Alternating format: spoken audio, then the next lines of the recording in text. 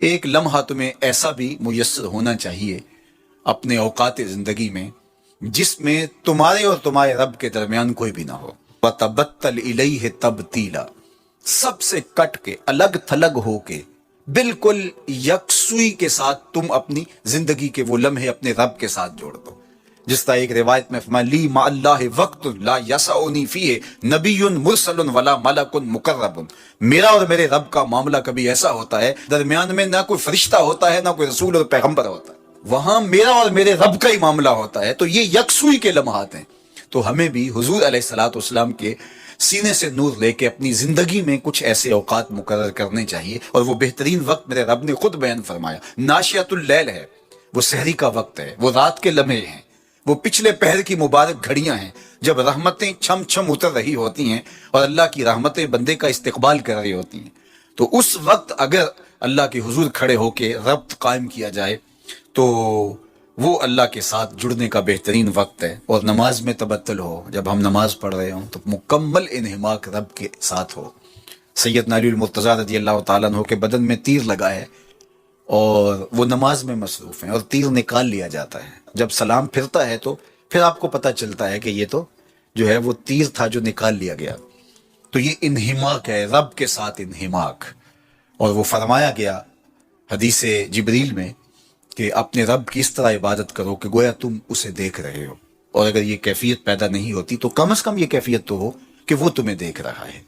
فَاتَّخِذْهُ وَكِيلًا، اور اسی کو کارساز بناؤ، اسی پر توکل، اسی پر بھروسہ، اپنے امور اسی کے سپرد کرو.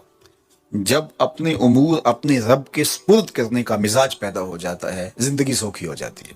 تدبیر کریں، اس کے لیے حکمت عملی ضرور آپ وضع کریں، لیکن کچھ کام کر کے اللہ پہ چھوڑ دیں. اور توکل بھی یہی ہے کہ آپ گھٹنا بھی باندھیں اور سپرد اللہ کے کر دیں. اسی کی طرف سے کام ہوتے ہیں اور وہی کارساز حقیقی ہے. تو فرمایا کہ فَاتَّخِذْهُ وَكِيلًا، اسی کو کارساز بنا لیجئے اور اسی پر اپنے کاموں کو چھوڑ دیجئے. جو کشتیاں اس کے نام پر ڈال دی گئیں وہ ڈوبتی نہیں ہیں، وہ منزل تک، ساحل تک پہنچتی ہیں. تو ہمارا تو اتنا ہی کام ہے کہ کشتی ڈال دی، لیکن اس کو پار لگانا تو اسی کا کام ہے. تو اسی لیے ہم سواری پر بیٹھتے ہوئے کہتے ہیں کہ مالک اس کو مسخر تو نے ہی کیا ہے ہمارے لیے، ہمارے میں طاقت تو نہیں تھی کہ اس کو مسخر کر سکتے. تو یہ اس کے کرم سے ہوتا ہے. تو وہ اگر چاہے تو کوئی مشکل نہیں ہوتی.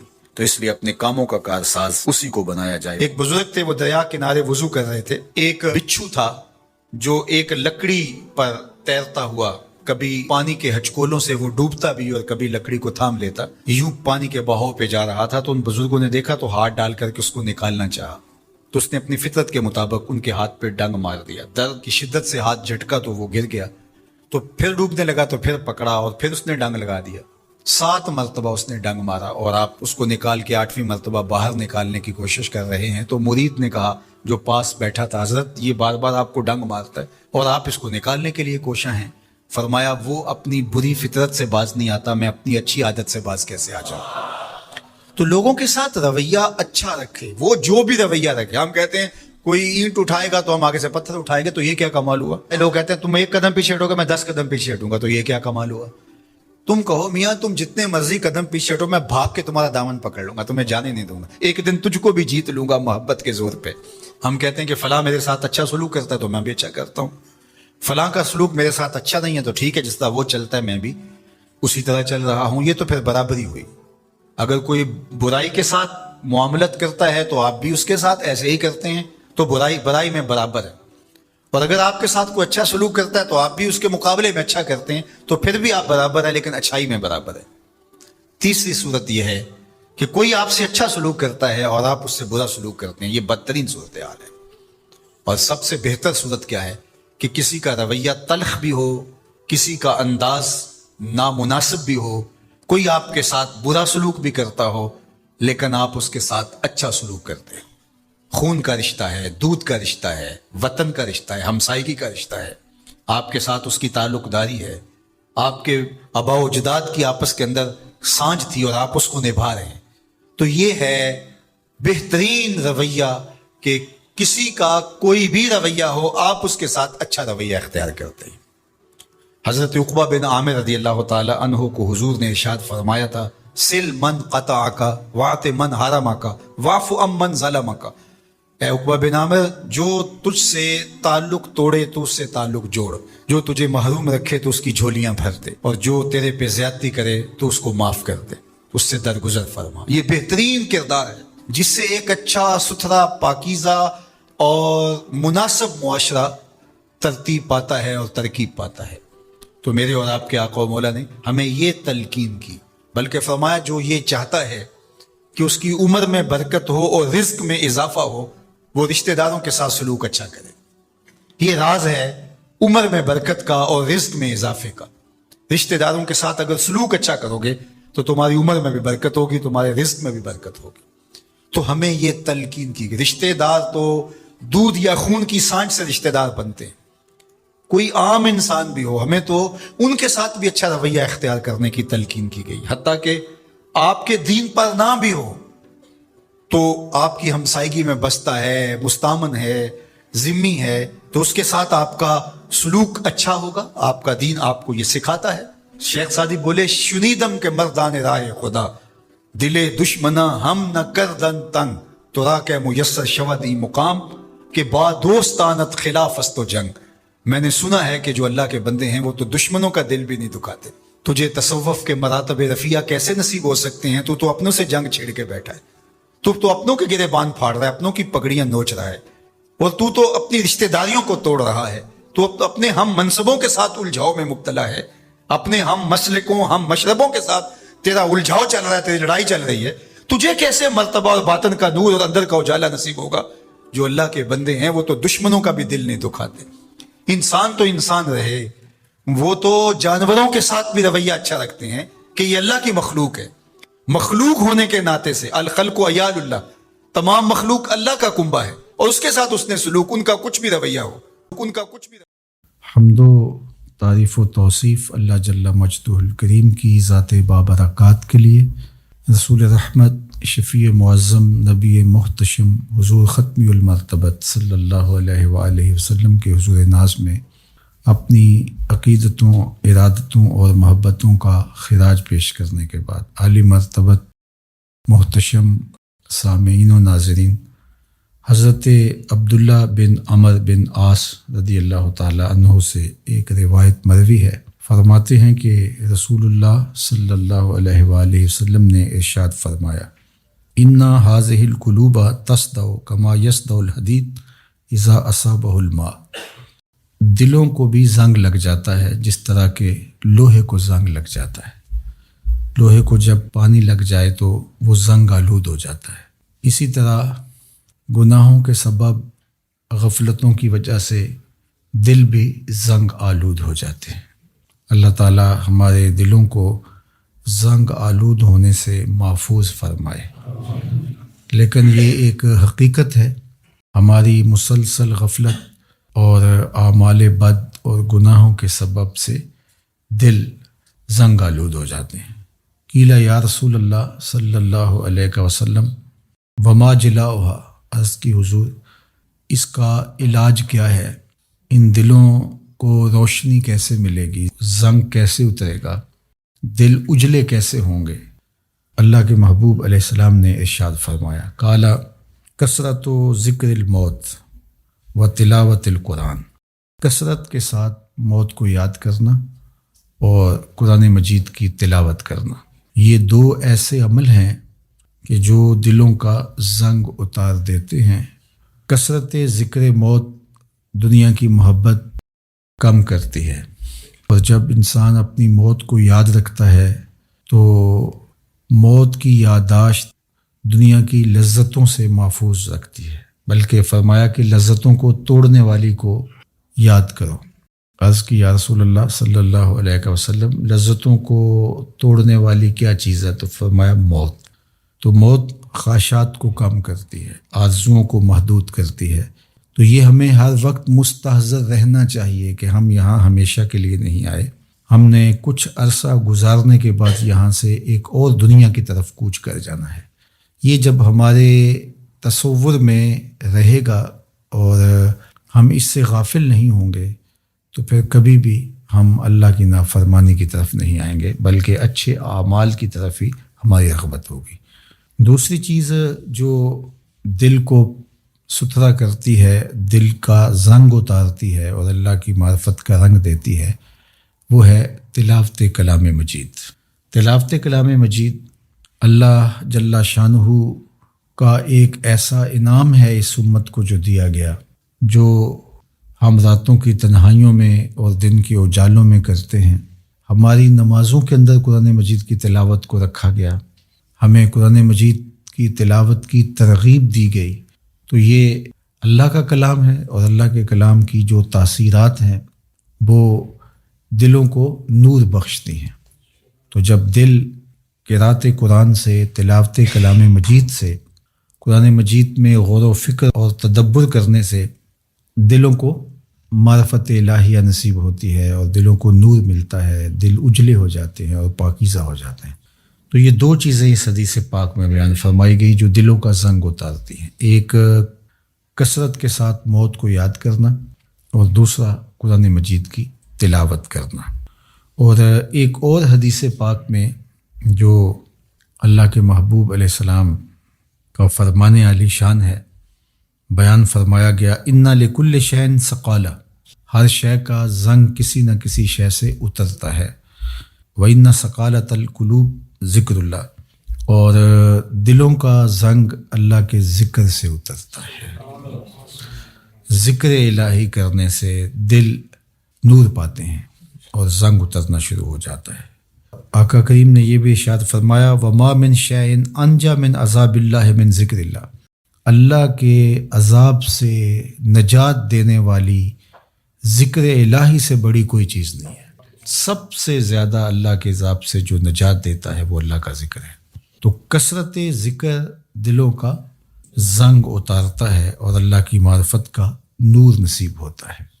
حضرت یحییٰ بن معاذ رضی اللہ تعالیٰ عنہ فرماتے ہیں کہ دل زنگ آلود ہو جائیں، بیمار پڑ جائیں اور غفلت کے مرض میں مبتلا ہو جائیں تو 5 اشیاء ایسی ہیں جو دلوں کو شفا دیتی ہیں، دلوں کا علاج ہے اور دلوں کو جلا بخشتی ہیں۔ فرمایا سب سے پہلے تو قراءۃ القرآن بالتفکر، تفکر کے ساتھ قرآن مجید کی تلاوت کرنا، جو کہ حدیث پاک میں بھی آپ نے سماعت کیا۔ اور دوسرا فرمایا وخلاء البطن، اور پیٹ کا خالی ہونا۔ بھرے ہوئے پیٹ غفلت کا سبب بنتے ہیں، اس لیے کثرت کے ساتھ روزے رکھنے چاہیے۔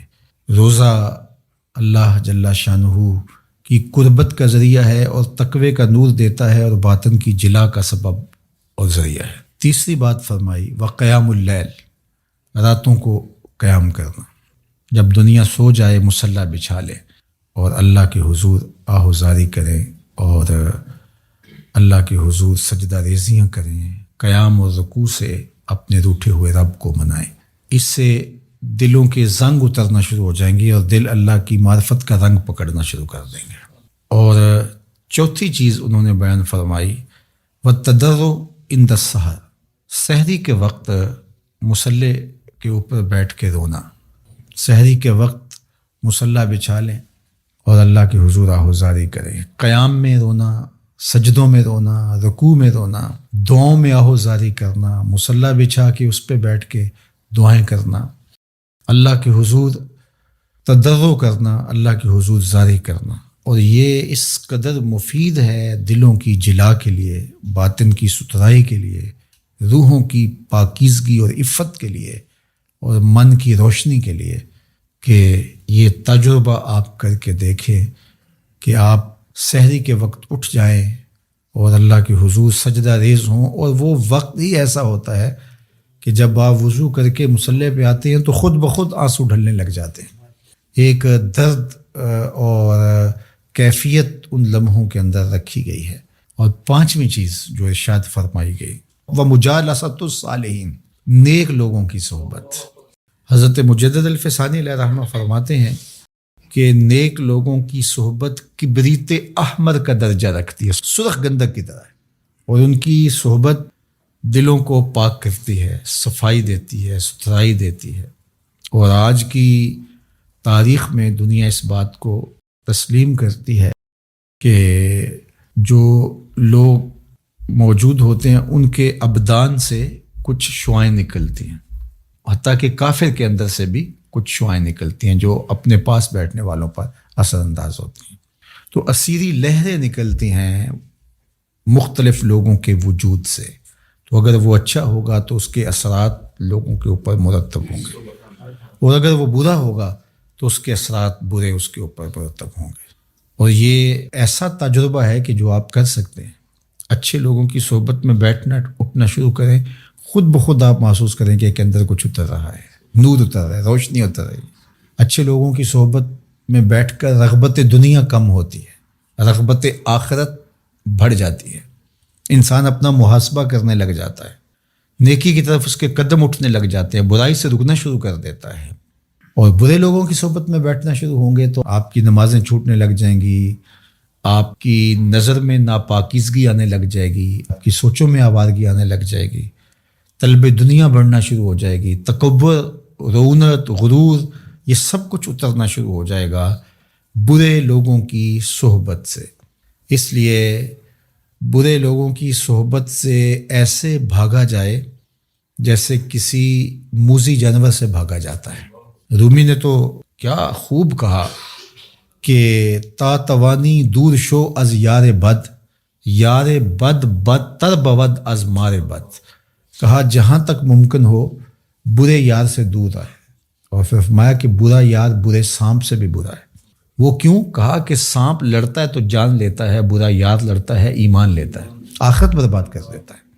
اس لیے اچھے لوگوں کی صحبت کو تلاش کرنا چاہیے، اور اچھے لوگ مل جائیں تو ان کی صحبت کو غنیمت سمجھنا چاہیے. مجھے واصف علی واصف مرحوم کا ایک جملہ یاد آیا. انہوں نے کہا تھا جس شخص کے بارے میں تمہیں شک ہونا کہ اللہ کے قریب ہے اس کے نیڑے لگ جاؤ. تمہیں شک بھی پڑ جائے کہ یہ بندہ اللہ کے قریب ہے تو پھر اس کے نیڑے لگ جاؤ، اس کی غلامی اختیار کر لو، اس کی نوکری اختیار کر لو، اس کی صحبت اختیار کر لو. تو یہ 5 چیزیں حضرت یحییٰ بن معاذ فرماتے ہیں کہ اجڑے ہوئے دلوں کو آباد کر دیتی ہیں، بیمار دلوں کے لیے پیام شفا ہے، اور دلوں کے زنگ اتار کے اللہ کی معرفت کا رنگ دیتی ہیں. اور ان میں سے قراءۃ القرآن بالتفکر، دوسرا خلاء الباطن، تیسرا قیام اللیل، اور چوتھا التضرع عند السحر، اور 5واں مجالسۃ الصالحین، نیک لوگوں کی مجلس صحبت. میاں صاحب نے بھی کہا تھا صحبت مجلس پیر میرے دی بہتر نفل نمازوں، ہک ہک سخن شریف سونے دا کردہ محرم رازوں. اللہ اکبر. چونکہ ظاہر ہے جو خیر پر مشتمل بندہ ہوگا تو وہ جب بھی بیٹھے گا خیر ہی بانٹے گا. الاناؤ یترشع بما فیہ، برتن سے وہی ٹپکتا ہے جو برتن کے اندر ہو. تو کسی اچھے آدمی کی صحبت میں آپ بیٹھیں گے تو وہ خیر ہی دے گا، وہ آپ کے لیے رحمت کا سبب و ذریعہ بنے گا.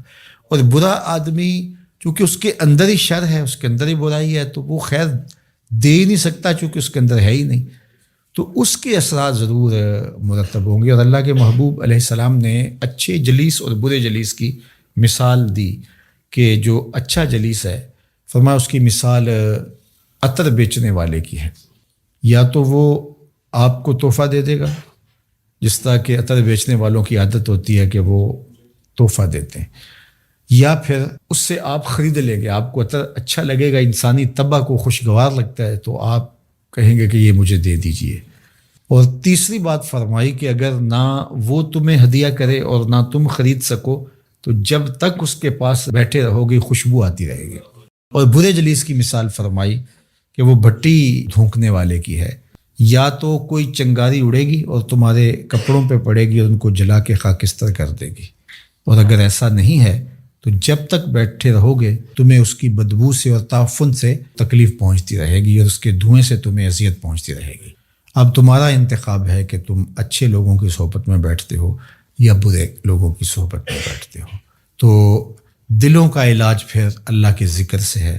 دلوں کا زنگ قرآن مجید کی تلاوت سے اترتا ہے، دلوں کا زنگ قرآن مجید میں غور و فکر کرنے سے اترتا ہے، دلوں کا زنگ اللہ کے ذکر سے اترتا ہے، دلوں کا زنگ کثرت کے ساتھ موت کو یاد کرنے سے اترتا ہے، دلوں کا زنگ سحری کے وقت اٹھ کے اللہ کی حضور آہوزاری کرنے سے اترتا ہے، دلوں کا زنگ صالحین نیک خصلت لوگوں کی صحبت میں وقت گزارنے سے اترتا ہے۔ اللہ ہمارے دلوں کو مصفہ اور مزکہ فرمائے اور ہمارے باطن کو ستھرائیاں، پاکیزگیاں اور نور و نکہت عطا فرمائے۔ سورت یاسین جو شخص اپنے دن کا آغاز سورہ یاسین سے کرتا ہے، سارا دن اس کی حفاظت ہوتی ہے، شیاطین سے، شریروں سے، شر سے، گناہوں سے اور بہت سارے معاملات سے اور نادیدہ حملوں سے، بہت کچھ چیزوں سے اللہ تعالیٰ اس کو محفوظ رکھتا ہے۔